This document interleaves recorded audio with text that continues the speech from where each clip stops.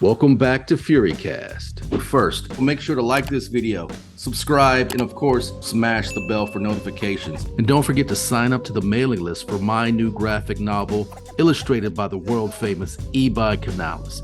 Sign up now. The link is in the description. He's a former MMA fighter, Brazilian Jiu-Jitsu black belt, and along with his wife, he co-owns Haanpaa Martial Arts in Rockford, Illinois. Today on the show, I welcome my new friend, Darby Haanpaa.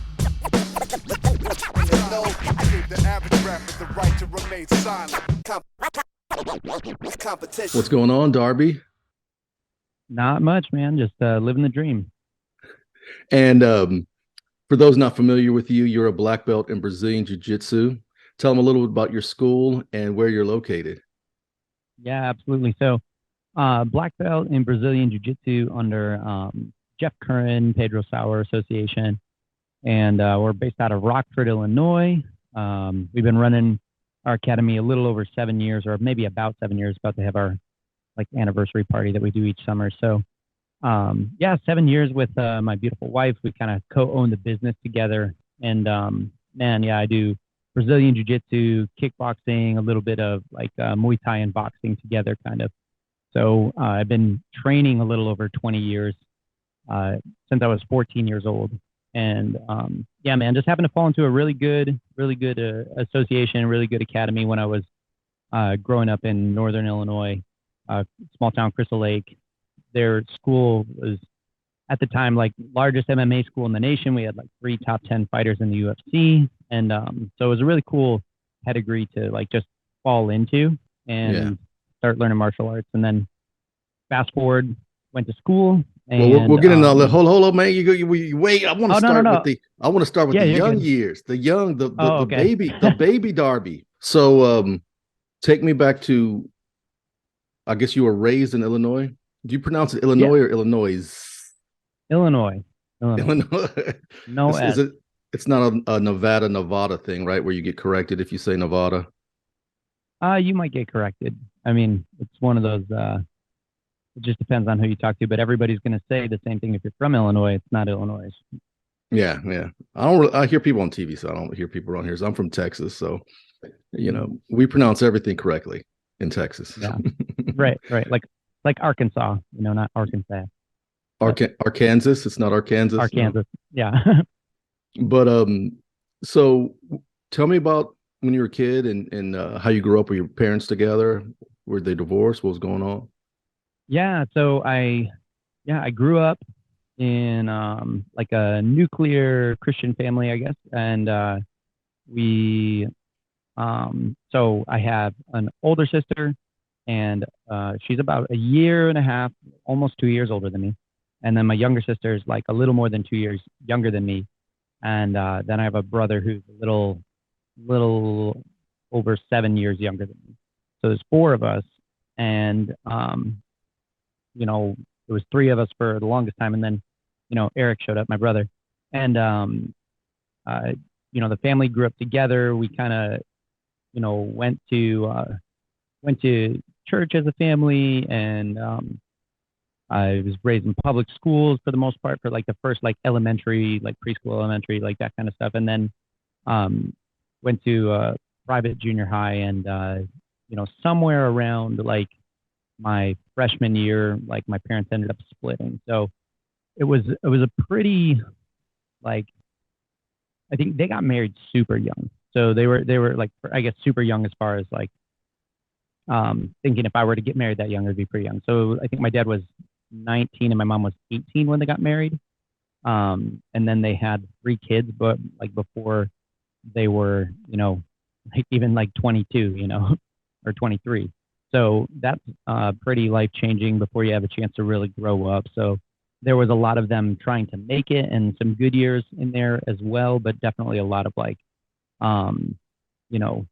struggle and strife in the household as well during certain seasons. And all of that came to a head eventually when they split.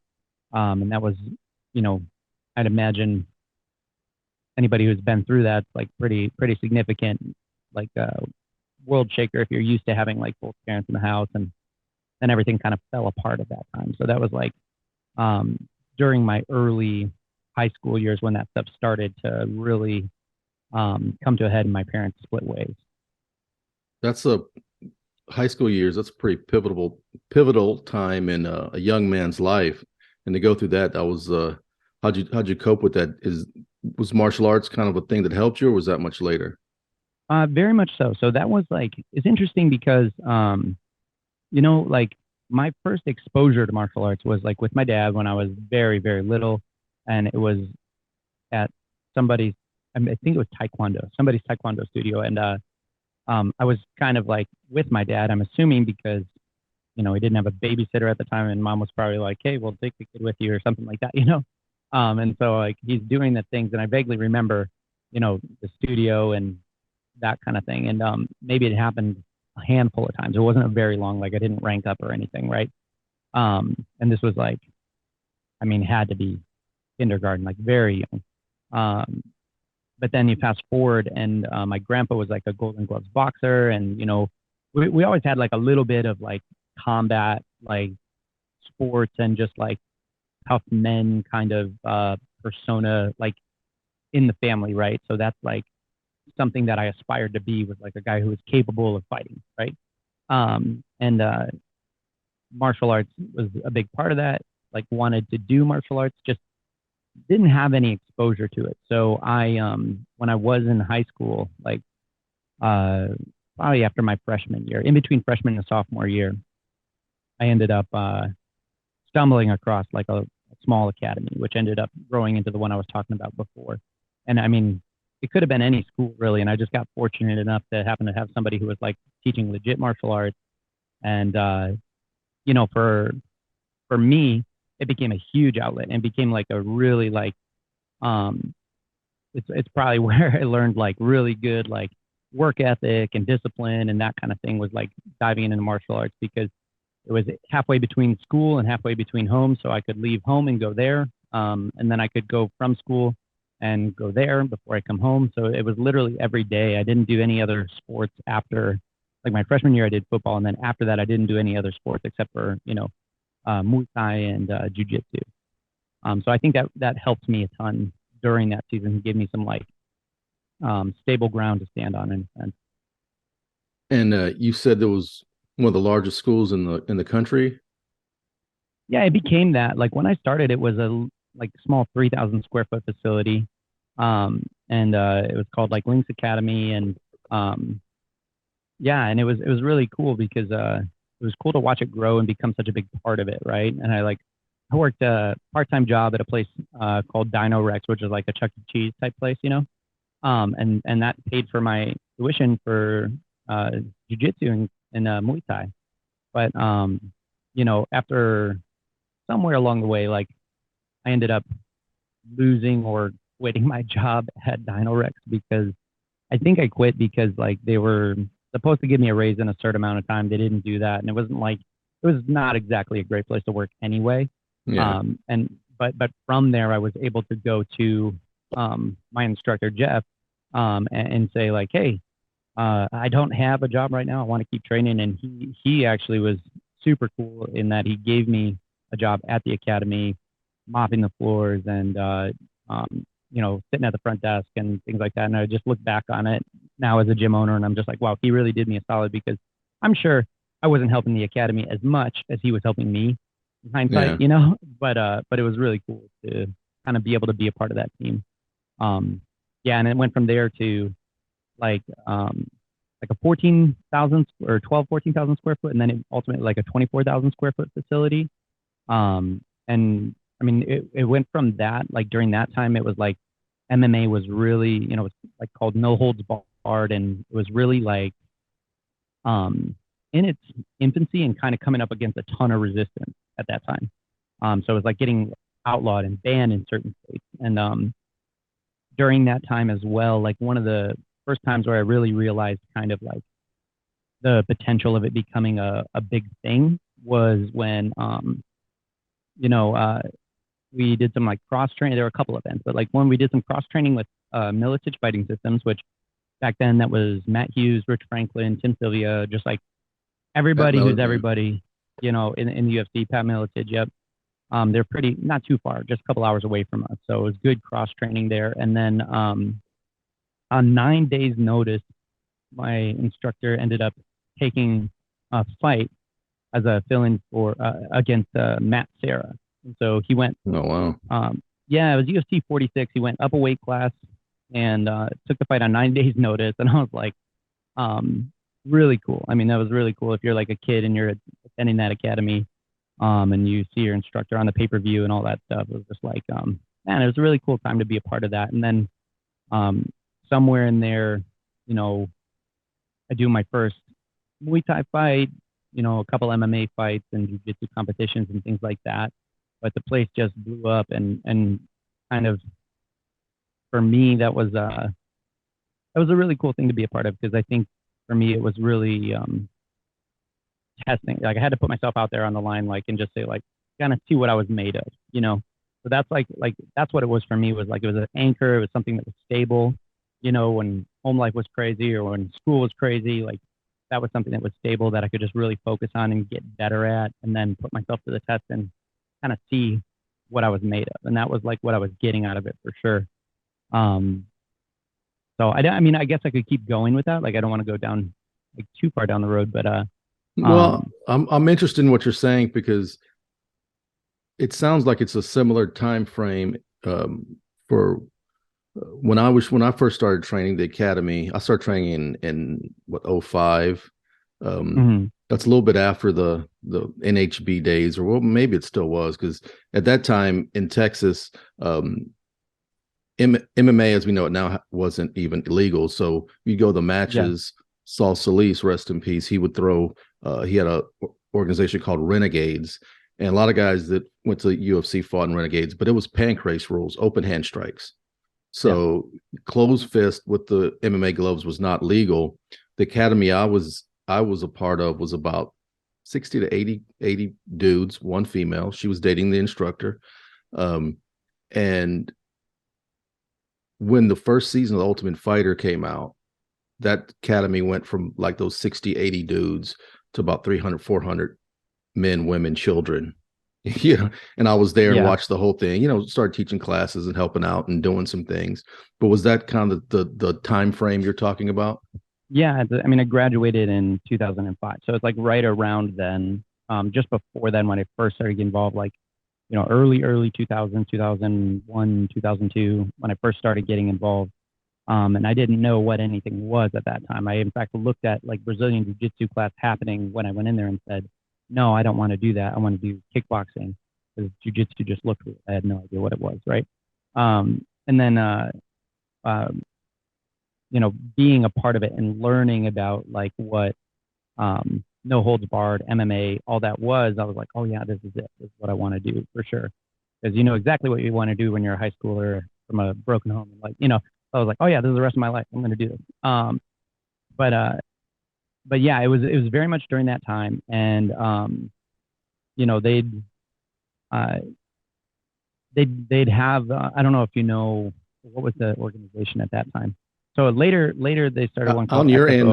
They had hook and shoot out like you're not you wouldn't call Illinois Midwest, or is it Midwest? They do. They call it Midwest, but yeah, you know, it's like, yeah, it's North Central, I guess. But so the I'm trying to remember, like they had so we had an organization kind of like that, right? That was kind of like a feeder for the UFC, right? And you know, XFO actually became that too, where you had guys like Bart Palashevsky and Clay Guida and just guys that became pretty well known, that all came out of that area of like Milwaukee, Chicago, you know, and obviously Heartland, man, the Heartland. yeah, and Matt Hughes, and there's a ton of guys that came out of that area and just kind of like, you know, owned the scene for a little while. But for me, I think that was like when I didn't realize like how much things were growing and how big it was becoming until, you know, until Jeff was like invited to UFC. And then, you know, during that time, the academy kept expanding. At one point from there, they ended up training, like I said, with Milicic Fighting System. My first MMA fight. The guy I went against, like his cornerman, he was team, you know, he's militage, and he had Matt Hughes was there at the event, and it was like part of his corner. So that was like kind of like, I don't know if it was intimidating, but it was like, oh my gosh, this is like real. So for me, it was a big deal just seeing that and being a part of that. And you know, like my first fight was like a couple days after I turned 18 or something like that, you know. Yeah. So I had just That's got my awesome, man. jiu-jitsu, right? Yeah, it was, my first Muay Thai fight. My dad had to convince my mom that this was a good idea, right? Which it And isn't, then but you're still going to do it.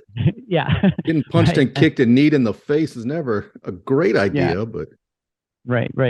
And then and he had to sign for me, and I was 16 years old, and I was going against a 22-year-old in you know, amateur Muay Thai, and it was like I'm just looking back, and I'm just like, how did this stuff happen? Like this is that's kind of like where we're coming from, but again, it was just like man, like you know, you grow up and I don't know if you're a fighter, you know, because it takes like a certain type of person to want to do that, I think, yeah, you absolutely. know. And you know, I think for me it was just like, you know, like my dad was rough sometimes when I was like growing up, and you know, the hardships that we had to go through, like we didn't have a lot of money, and you know, the parents are always like fighting about stuff like that, and I don't mean always, but more than enough for them to like, you know, split and for things to be rough at home for a while, right? Yeah. And so I didn't have any real like outlet or identity to like cling to, except for this idea of like, man, I gotta like, you know, drown out the noise, drown out the pain from like, you know, everything that sucks about your home life, you know. And I don't mean that to say like there's a lot I appreciate about my upbringing, you know, like I appreciate my faith, I appreciate like um, you know, the people that my parents did have around us for the most part, and but there was really no outlet for the struggle, and really no outlet for, you know, like really tough events that would happen, you know. And so this was that outlet, and you know, there wasn't much difference to me between like the level of intensity of like the fight and the stuff that I would have to go through at home sometimes. So for me, I felt like that was like you know, that personal battle, that personal struggle to like, man, I have to put myself out there, do battle, and like find out what I'm made of, find out if I can overcome um, that physical challenge that's like right in front of me, that person that's literally trying to do physical harm to me, you know, and having to face that and not be afraid of it. And so I did that for that season, and man, it was definitely formative for me, I think. You know, I think you know, after doing that for a while, you kind of like, there's a lot less that bothers, for me. There's a lot less that bothers me, a lot less that like intimidates me and things like that. And even if something like I respect a lot of things, like I don't know what somebody's capable of, you Yeah. know, and so I'm not out there looking for trouble and things like that. But I'm also very confident in who I am in general, you know. Um, So so when you yeah, took it was your, go ahead. go ahead, yeah. So when you Well, took I your was just gonna first, go ahead. I was gonna say it was After just you, crazy. sir. Like, yeah. I was gonna say it was crazy being, you know, what is that, sophomore year, almost maybe somewhere between sophomore and junior year, right? 16 years old, going to getting ready for a fight. So I wanted to do MMA, and to do MMA in our head and kind of the way we would train is like get you to like a blue belt in Brazilian Jiu-Jitsu with some competitions, and then you do some amateur boxing and some amateur Muay Thai before you start really putting it together. Start to try to like specialize in things a little bit that you're going to need to put it all together for mixed martial arts, right? This was kind of like the way like we would do things back then. I'm sure some people probably do that way now to a certain extent, but um, going and you know, my mom and my dad, I remember the arguments that they had about it more than one time, about arguing about like me doing boxing, me doing, you know, uh, kickboxing, and dad goes to bat for me, right? Because he wants to watch me fight, and mom's like, you know, doesn't want me to get hurt and all that stuff. Um, but I just remember those times, like going in, showing up, and you know, I'm at that time probably like 150 pounds, you know, and fighting at like 145 or 155 pounds, fighting at 145, somewhere in there. And for boxing and for kickboxing though, like sometimes, you just show up and the guy making the fights would just be like looking around the room and be like, all right, you're going with him. You're going with him. You guys are about the same size. And then your boxing coach would Is this be a like, smoker or? yeah, the boxing fight was for sure. And they just kind of like, look at the crew that shows up and say like, all right, we're going to make matches based on this. Whereas like a lot of guys nowadays, even in the amateur, if you get with a good league, you know who your fighter is ahead of time. You know who, you're going to be in the same weight class and all this stuff. And back then it was kind of like, well, do you want to fight tonight or not? I know he's not the same, like division as you, but you could fight tonight or you could not fight tonight. Like that's kind of, unless my boxing coach was like, we're going to have you go with someone else, right? I've seen MMA fights go like that. Yeah. Well, it's like, I'm sure that still happens for sure, but at least there's like a certain, there are more professional outlets now. Yeah, absolutely. Wasn't the case, right? But yeah, like it was very interesting to go, and show up. Maybe you knew who you were fighting, maybe you didn't. It's like a Van Damme movie. Like, yeah, and it's like this like smoky hotel lounge or something like that, and like you're not training while people are like smoking cigars all around you. That's probably a better recipe for success than training in fresh air, because you go in there and for the first time, like, you're an athlete, and so you're not out there like smoking and doing whatever. Like maybe you're like drinking sometimes, but you're not going out to like, when you go running, you're not like smoking a cigar or a cigarette, right? But when you go fight, you're fighting in amateur boxing in a room that's super thick, covered in smoke, and like that's like affecting your wind, the way you're breathing, and all that stuff. And then you have to sprint box, 2-minute or 3 2-minute rounds. So my first boxing fight, I'm like, the kid's like a little bit taller than me. They found somebody who was like about my size, so super cool with that. And we get in there, and this is kickboxing or boxing? This is just boxing. So I'm able to just like pretty much outbox the kid. The kid's like bleeding all over his face, and we got headgear and gloves, and you have to hit amateur boxing. You got to hit the front of the glove. You can't do like back fists and stuff like that. And he's taller than me, and he's up in my business, and so I'm like ducking and weaving, and I kept getting stopped by the ref because the ref kept saying I was headbutting, and I was like getting annoyed because I'm like, I'm just trying to get out of the kid's way. And he's like, when I come up, I'm like hitting him in the face or something like that. And I'm just like, so I try to have a talk with the ref, which you can't do that. It doesn't work. So we get back in there, and I'm like just busting this kid up, right? Like, again, just like bleeding all over himself. 2 rounds go by, and I've never been so exhausted in my life, right? And so I'm just thinking to myself, like, man, I bet I could, I need to take a break, but I'm up 2 rounds to 0. So if I let him punch me enough to where it looks like I get knocked down, I can take a couple of seconds to breathe and then get back up, right? Which is like super amateur hour, probably not a great idea. And like, but this is my first boxing fight ever, and I'm super exhausted.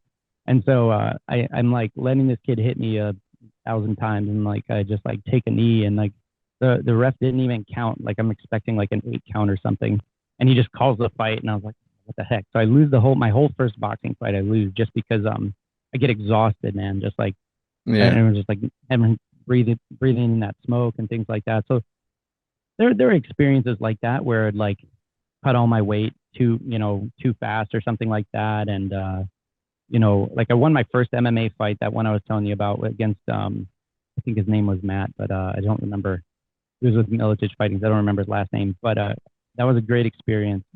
Super disciplined, prepared for it. And then my second match, I was like, didn't prepare for it. I like cut all my weight in one day, and then I was like out to eat with friends like the night before the fight, and again, super exhausted. So it taught me tons about discipline. Little like experiences that like man, they stay with me to this day, because like I love winning fights. I love doing well, and I like first place medals and things like that. I don't, if I come in second place, like that's fine too. I don't have a bad attitude about losing, but I'm pretty competitive, and I like winning. So I think for me, having those experiences of like, I think a lot of people say that their losses stand out to them way more, and I look at like my early like kickboxing, my early boxing, and I hadn't had any experiences like that. Like I didn't grow up competing, but it was an amazing outlet for me. And as I don't know if unprofessional, but maybe like as kind of like much as it was seemed to be thrown together on a whim sometimes, I think it taught me a ton just about like, selling yourself short, or the times where I stuck through and overcame those challenges and did get my hand raised. Like my third fight would be my last MMA fight. So I only did 3 MMA fights. My last MMA fight was like a good example of that, because I know I'm going to school at this time. I know I'm going to be going away to school. I'm not going to be working at the gym anymore. Like I'm 19 years old, and I knew I didn't really want to do it, but part of me just wanted to make my coaches happy, and part of me, didn't know. I pretty much didn't know how to change directions because it had been such a big part of my life for so long, right? So I agreed to take this match. I didn't. My second fight I lost, and so my third fight I'm like, I can't go out on a loss. I want to go out on a win personally. I know this is going to be my last one. So I get ready. I do all this stuff, and man, I'm dreading the idea of going out there to fight. It's like XFO 6 Outdoor War, and like you can get this one on Fight Pass actually. If you look up my name on Fight Pass, you can watch this fight. But it was this kid named Zach, and man, I had no desire to do this, and I knew it was my last one. I just wanted to be done with it all, and literally like having conversations with myself, trying to get my head in the right space. I get out there, do a round. After my first round, I tell my corner, Jeff and Doug, I say, Jeff, I don't want to be here right now. And he's like, it's a little late now, just like getting real pissed at me, like, what the hell, man? And it's not what you want to hear as a corner, man. No, not at all. Like great. Like this is exactly the right time for this. I'm not doing terrible, but I'm definitely like beating myself up before I even get out there, right? And so I survived the second round. I think I got like suplexed or something during that round at one time. And then like, but I knew in my head, like I can beat this guy. Like this guy he doesn't have like any special technique that's like just working me over or anything like that. I'm literally just not wanting to do this thing. Right. Yeah. And so in between the second and third round, I just tell Jeff, I'm like, I'm going to beat him. Don't worry. I can do this. I'm just going to get the job done, And so I get out there and straight away take him down, just basic jiu-jitsu, a little bit of ground and pound, pass the guard, get to the mount. He gives me his back and I choke him out. And I'm like, there we go. I'm done. You know what I mean? I did the thing I didn't want to do. Sometimes like most of the time for me, the biggest struggles in life are really like what's going on in my own head. Like I'm going to be my own worst enemy, my biggest fan. But rarely is it like some outside force that's like the obstacle. The fight for sure was an obstacle that was in front of me, but what was making it difficult was my approach and my mindset to that task, right?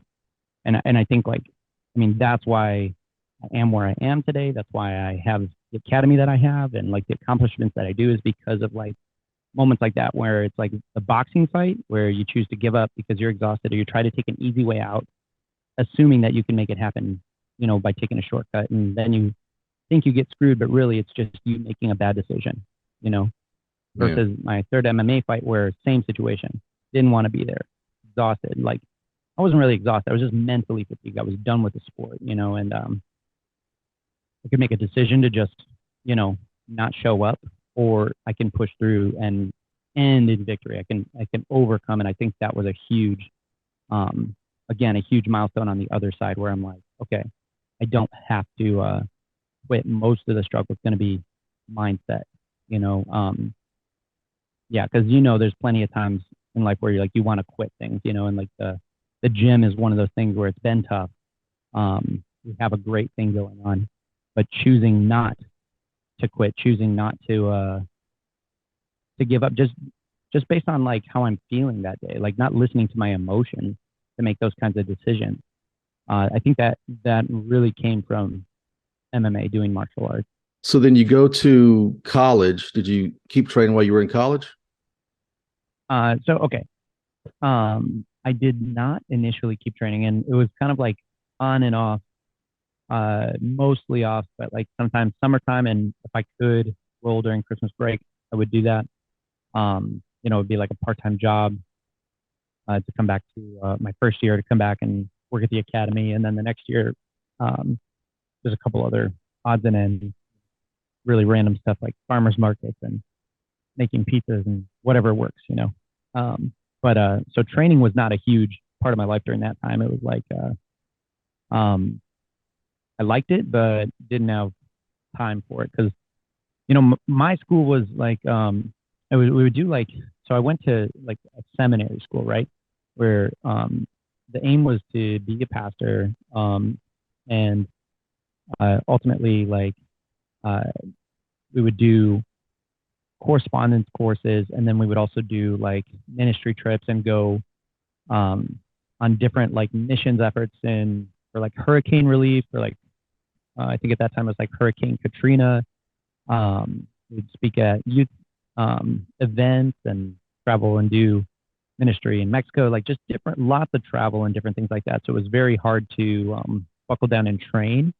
And then it was a large church organization that we were working with too. So there was always stuff going on. It was pretty consuming between like the coursework and the things that we had to do on the regular, right? So training took a backseat. That's why I ended up, it took me like, I think 17 years to get my black belt in Brazilian Jiu-Jitsu, or just under that. Well, congratulations. I think I'm on my 18th year, still a brown belt. So yeah, you got me beat. Right. All right. Then I don't feel so bad. Yeah. But yeah, I liked it, but not as much time. Now, so what was the name of the school? What school were you? So, okay. Yeah, it was called Rockford Masters Commission. I think now it's called City First Church Leadership College. And they work with, I don't know if it's like North Central or, another Christian-based college to get their like accreditation and stuff like that, right? So that's back then the whole idea was like for them to take initially like a year out of your life before you even go to school, stuff like that, right? Like because how many people change majors X number of times before they get a degree or something like that? And so instead of wasting all your time like changing majors and spending tons of money, going to debt and stuff like that, they take the first year and they really let you just kind of have like a gap year more or less, where you can kind of like, dude, do some traveling and serve the church and like focus on like who you are, find out your identity, that kind of stuff. And so that was exactly what I needed, just with where my life had brought me to that point. Was like, before I left for school, I didn't know what I was going to do. Am I going to be a professional fighter? Am I going to be, I was going to school for music, like played classical guitar, I played in a band, we played at the bars in town. Like, I had no real direction in my life whatsoever. And so that was like a real necessary step for me, was to kind of get some clarity and learn about who I was. Does faith still play a pretty big part in your life? Yeah, and it's so different now, but yes, I mean, it's man. So I have like kind of a bizarre story for me. I say bizarre because I don't think I mean, everybody has. I'd say a lot of people have experiences where they're like, there's a reason people say things like everything happens for a reason, or things like that. But I think for me, I've just felt I felt even more so. I felt guided. I felt like kind of directed at certain times in my life to do things, and I think I needed that growing up. Just with the life that I had, where it was like a broken home at times. I mean, we had traumatic events like our house fire when I was in 8th grade, like our house burned down and things like that. And so faith was like really, again, kind of like the gym. It was like a stable place. You know what I mean? Or I could call it something like that was like beyond my, beyond my immediate understanding of the world around me. Something that was stable. Do you think it's safe to say that you feel that God has had his hand on your training and he's ordained your training to some degree? That's an interesting way to say it, because I might say yes to that, but I don't even know that anybody asked me that. There's people. That's why you come to Derrick Fury, baby. Right? Yeah, yeah. So So I'll say it like this, like, there was no mistake that I moved to Rockford. Like, I didn't just come up with that idea on my own, you know. I was, I was lost in, like, lacking direction, graduated high school, hadn't seen my dad in like 2 years, didn't know where he was, how to get a hold of him. And it was just my mom and the kids at home, and knew I didn't want to be a fighter anymore. I was like, man, like, I don't want this to be the direction of my life. I like my brain cells. For the most part, I didn't, part of me didn't want to be old and not able to think. You know what I mean? But it's a real issue to consider. Right. Yeah. So there was part of me that was like, okay, it's pretty hard on the body. And it's not like, I mean, at that time, people weren't making millions doing it either. So Yeah. there wasn't like this incentive to try to be a millionaire doing it. Yeah. But yeah, it was, so for me, like, again, grew up in the church, and it was like a charismatic church, and went to a Lutheran high school, and just had all these different, mostly Christian perspectives on life that were brought to me, whether it was through school or different church events and things like that, right? So my faith was already real to me while I was in high school. And during that time, I wasn't really paying much mind to, like, what I thought, like, God would want me to do or anything like that. But I knew I was just, like, losing it and didn't really have any direction. So I came home, and like, I opened up my Bible at the kitchen table, and I had no idea what, like, I don't know what I was reading at this time. I was just like, man, don't have any direction, need direction. That's where I'm going right now. And so I had, like, an open vision, like a daydream, a very vivid, kind of lucid dream. Like, if you ever wake up and you just remember exactly what happened after, it was very much like that, but during the day while I was still awake, right? And I'm walking through the woods from when I was, like, my youth pastor when I was in junior high. Now I'm 19 years old at that time. So I'm walking through the woods with my youth pastor, and he's just leading, like, a group of kids. I have no idea what they're doing or what we're doing. We're just on this, like, walk, right? And at the end of it, like, I'm walking and leading the kids, and I just get this word, Rockford Masters Commission, and I was like, far removed from knowing what that is, right?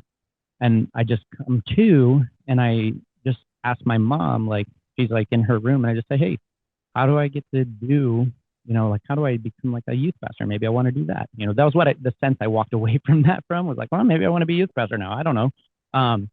And so I go to my church later that week, and I talk to my current youth pastor, a different guy than who was in the vision, right? And, I say, how do I get to do what you do? And he says, well, you can go to, like, seminary or Bible college. Like, I went to this place. He's like, I just got back from this place called Rockford Masters Commission, where they do this thing. And I was like, what's that? And it's like, events like that was, like, very specific, very, in your face, kind of direct, like, hey, a little bit more than a nudge to me. And then the next 6 months were just kind of, were very formative for me and my faith. It was very much like, I can't explain how anything works. I can just explain. I just tell people, hey, what happened, and this is what happened to me. This is my story, right? Yeah. But one of the major things that happened with me choosing to go to Rockford Masters Commission was I was at a youth summer camp, and they have, like, booths and things like that for the schools at events like this, where they're trying to recruit kids to go to their college or whatever. And there was a group from Rockford Masters Commission there, but unrelated to them was another guy who just, like, came up to me, and this is, again, inside of this kind of charismatic faith-based community, right? So this isn't, like, terribly off the walls for something that happened in that environment, but this guy, I know, bro. I know. Yeah. But this guy comes up to me, never met him before. Come and just slap you on the head and just start prophesying to you. Yeah, basically, right? But he's actually telling me, kind of like we're having a conversation right now. He's just talking to me like this, right? And he's like, so this is what I just listen, take it for what it's worth. This is what I feel like God's telling me. And he says, in about 2 months, God's going to send you into something. He's going to take you away from where you are now to somewhere you've never been, and bring you a part of something that you do things that you never thought you'd be doing. And it's like, okay, pretty broad brushstrokes, but the timeline of 2 months is when I'm leaving, right?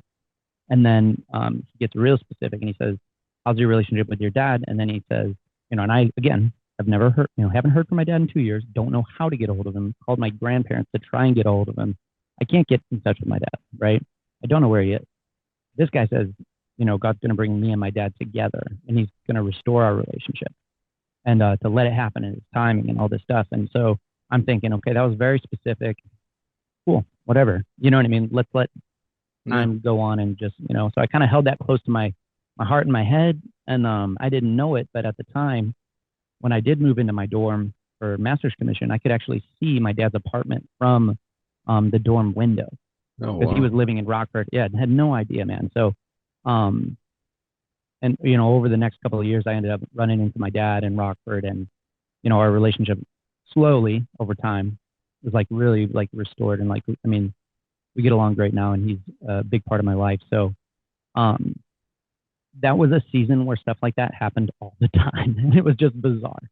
But that's kind of like where my faith like comes from, right? Was just this like humble situation of a kid who didn't know what he was doing in his life, not on a great trajectory, and God just kind of like calling me out and saying that he sees me and, hey, I've got a plan. And so now I'm running an academy, not what I thought I was going to school for at the time. So it is interesting to say like, hey, is this like, I think, I can't remember exactly the words you used, but is this Ordained? Ordained? And I'm like, yeah, I think it is. I think it is ordained. It's different than what I thought it would be. It's not a church, it's, but I'm like, man, I love investing in the people that I get to invest into. So let's talk about your academy a little bit. Was this existing pre-COVID or did you start it post-COVID? So this was pre-COVID. First, let's give a shout out to your academy. Go ahead and tell the good people the name and where you're at. Absolutely, yeah. So we're Haanpaa Martial Arts in Rockford, Illinois. That's Haanpaa. That's my last name because, I was super creative when I made it. And we're in Rockford, Illinois. We've got about 260 something students right now, and it's like 2 mat spaces and a fitness area. Pretty cool academy to be a part of. But we've been doing it about 7 years, and my wife and I co-own the business together. So good kids program, and then adult fitness kickboxing, Muay Thai kickboxing, and Brazilian Jiu-Jitsu. And you said you've had it for, what'd you say, 7 years? About 7 years, yeah. And so after COVID, were you in a kind of a rebuilding, or did you just breeze through COVID, didn't shut down? How'd that work? Yeah, so COVID in Illinois was not as bad as it was in some places, but worse than a lot of places in terms of like the regulations and the restrictions, right? And so for us, we were very fortunate. Our students did not just disappear, like overnight, which a lot of academies did. Like, and we actually had a couple people from other academies that had shut down in our area end up joining up with us after COVID. So for us, we did kind of like, everybody else. We were like, okay, 2 weeks to stop the spread, whatever we got to do, that kind of thing. And we were doing Zoom classes and fight breakdowns and literally everything we could do to try to keep the community alive virtually and communicate with them, and doing classes at certain times virtually.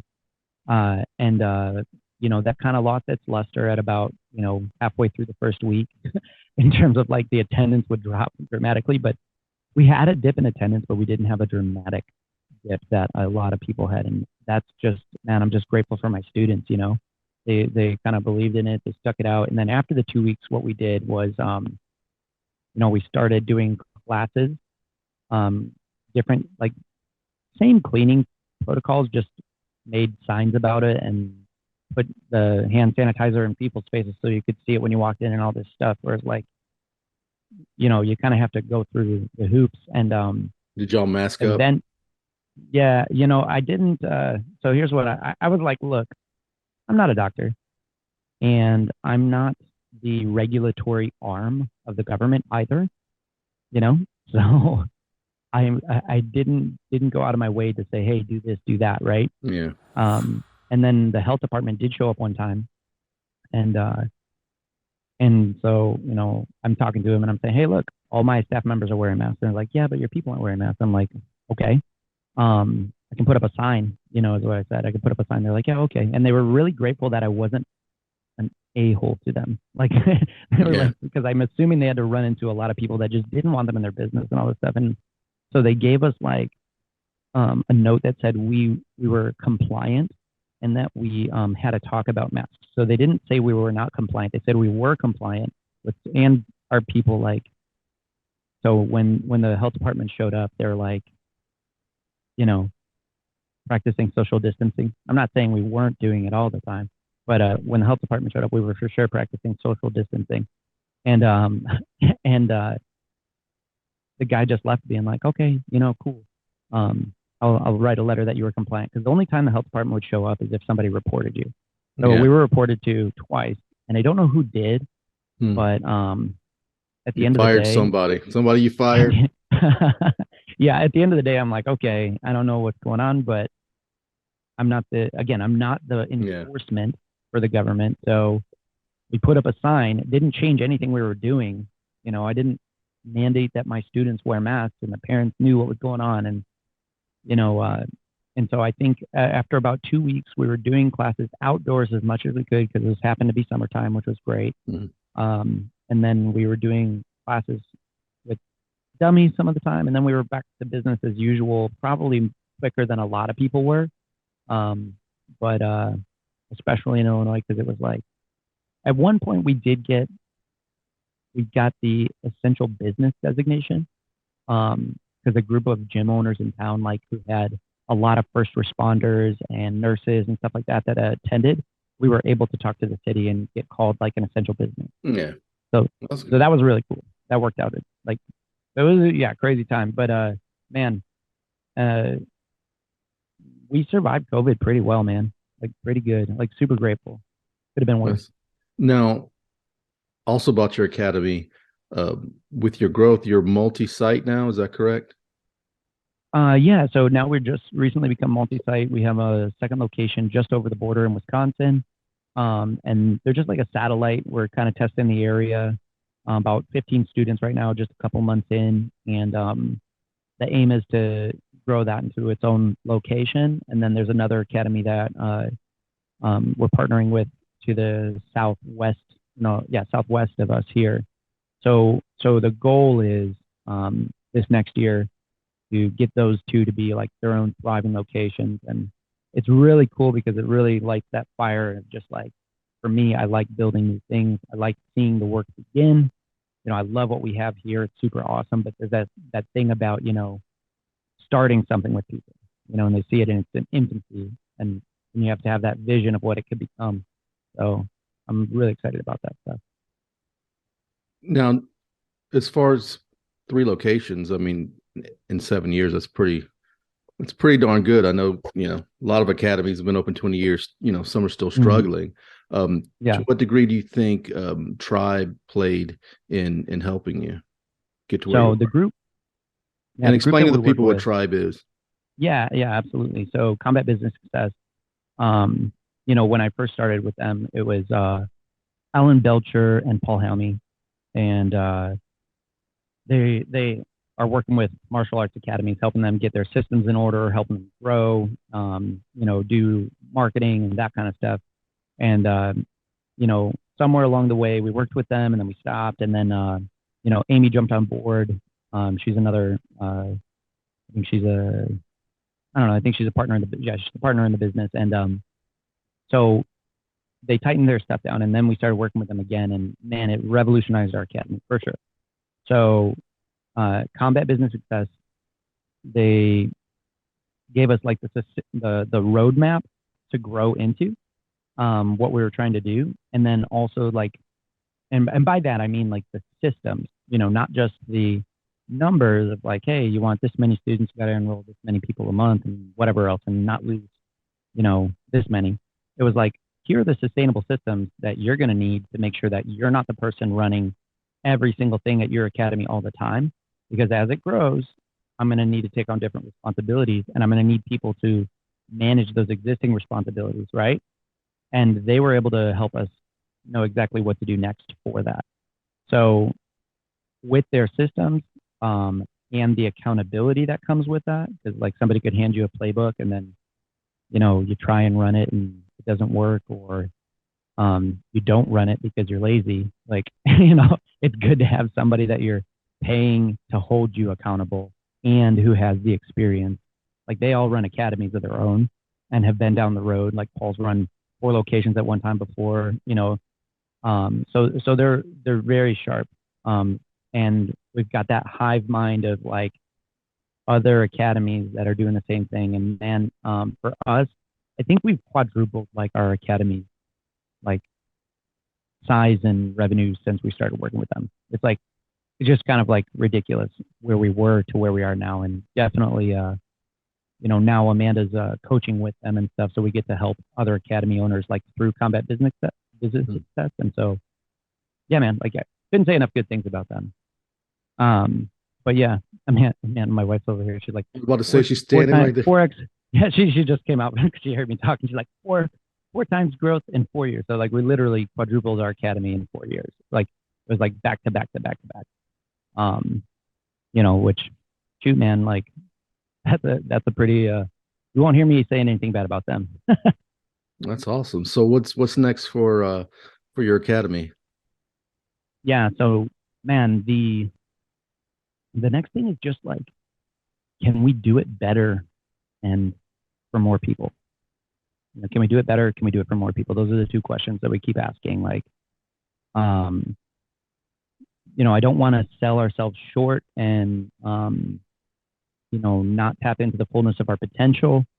So I don't really want to settle down too much, but we're not in like this space where we need to make it grow. Before, like we needed some sort of stable income and we needed the time to give to the academy. So the academy had to be that income, or we had to get jobs and just kind of do this part-time. But now it is our job.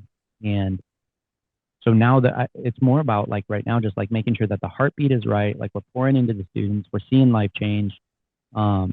People are having great results, learning jiu-jitsu, learning kickboxing, like the martial arts are getting sharper, instruction's getting sharper. So I think just, more and better to the extent that we're able to do it.